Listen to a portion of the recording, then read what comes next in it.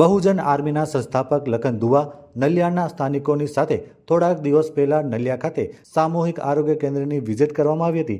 નલિયા સામૂહિક આરોગ્ય કેન્દ્રમાં ખૂટતી સુવિધાઓ અને ડોક્ટરોની ઘટ પૂરી કરવા જેના અનુસંધાને લખન દુવાએ જિલ્લા વિકાસ અધિકારી તેમજ જિલ્લા આરોગ્ય અધિકારીને રૂબરૂ મુલાકાત કરી હતી અને લેખિત તેમજ મૌખિક રજૂઆતો કરી હતી અને નલિયા મુલાકાત દરમિયાન 7 તારીખે ધરણા પ્રદર્શન કરવાનું સોશિયલ મીડિયા મારફતે જાહેરાત કરી હતી. ત્યારે આજે નલિયા સામૂહિક આરોગ્ય કેન્દ્રમાં અડધા દિવસના ધરણા યોજવામાં આવ્યા હતા.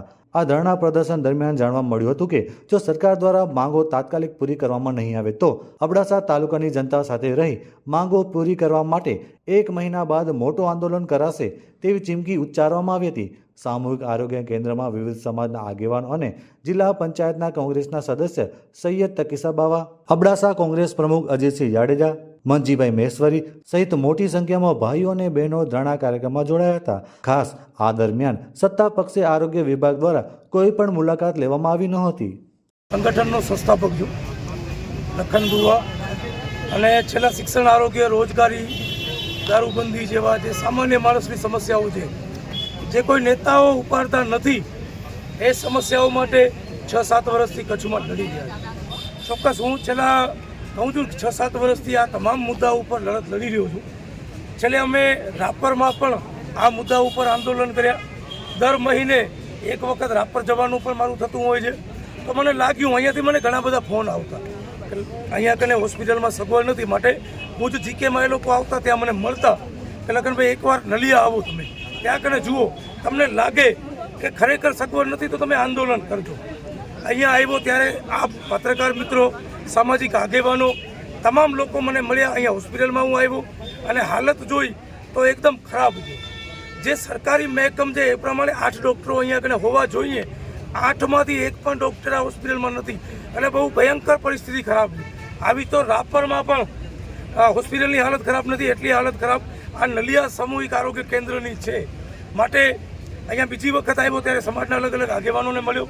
દરેક સમાજના લોકોએ મને સાથ આપવાનો વાયદો કર્યો કે નહીં લખનભાઈ અમે હાજર રહીશું અને આ મુદ્દા ઉપર તમે લડત લડતા હો, સાથે સાથે શિક્ષણના મુદ્દા ઉપર પણ આગળ જતાં આપણે આ લડત લડવાની છે.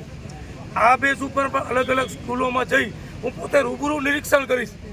કારણ કે નેતાઓનું કામ જે નેતા નથી જતા, ચૂંટાયેલો જનપ્રતિનિધિ નથી જતો, ત્યાં આગળ હું જાઉં છું.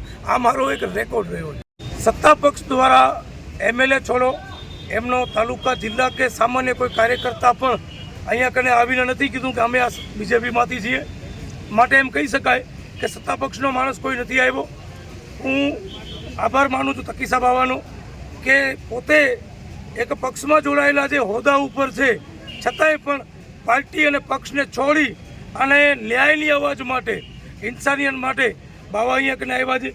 શીખ સમાજના આગેવાનો, ક્ષત્રિય સમાજના આગેવાનો અને તમામ એવા સમાજના કે જે ખરેખર પીડિત છે, જે ગરીબ માણસો છે, મધ્યમ વર્ગના છે, એ લોકો અહીંયા કને જોડાણા છે. પણ સત્તામાં બેઠેલો વ્યક્તિ આવ્યો નથી.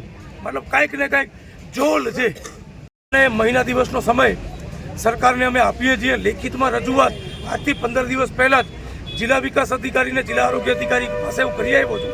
આજથી 1 મહિનાની અંદર કમસે કમ અહીંયા કને 2 ડૉક્ટરોની વ્યવસ્થા થાય. ગાયનેક વિભાગ જે નર્સો સંભાળે છે એ ડૉક્ટર સંભાળે, પછી એક MBBS ડૉક્ટર પણ આવી જાય. નહીં આવે તો મહિના દિવસ પછી નલિયામાં રોડ, રસ્તા, હાઈવે ચક્કાજામ કરવામાં આવશે.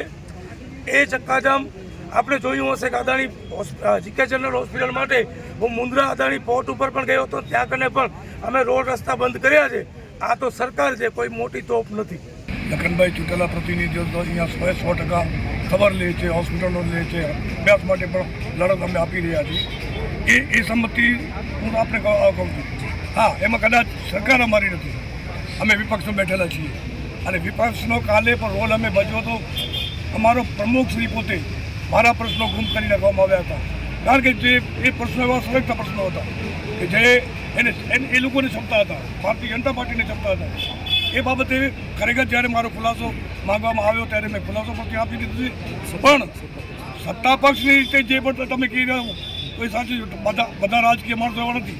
આજે લખનભાઈને કોંગ્રેસમાં હું છું, પણ લખનભાઈ એક સારી મહિમ ઉપાડી છે. લખનભાઈએ એક પ્રજા માટે ભલે પ્રતિનિધિત્વ નથી કર્યું પણ અવાજ ઉપાડી છે.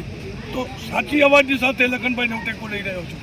મારે નહોતો કે કોઈ લખનભાઈ સાથે બીજો રાજકીય સંબંધ છે. ખાલી આજનો જે પ્રોગ્રામ છે, લોકોની જે વાંચાઓ છે, લોકોમાં જે પીડાઓ છે, એ પીડાઓને વાંચા આપવા માટે લખનભાઈ જ્યારે આવ્યા છે તો દુઆ સાહેબને અમે ટેકો પર જાહેર કર્યું અને એના લડતની અંદર અમે સાથે રહીશું. વાત પહોંચાડો તો સાચી વાત એ છે, તમે પોતે જાણો છો. આવી પરિસ્થિતિ અબડાસા તાલુકાની છે કે આજે અબડાસા તાલુકાની અંદર મામલદાર નથી, આજે અબડાસા તાલુકાની અંદર ટીડીઓ નથી, આજે અબડાસા તાલુકાની અંદર હોસ્પિટલોમાં ડૉક્ટર નથી. એ તો તમે પત્રકારો જુઓ છો, તમે સવાલ ગમે એટલે કરો, તમે લખનભાઈ સાથે કરો કે મારા સાથે કરો, તમે એ અવાજને પહોંચાડો. તમને એટલી રિક્વેસ્ટ કરી છે કે સાચી અવાજ પહોંચાડો ત્યાં. ધન્યવાદ.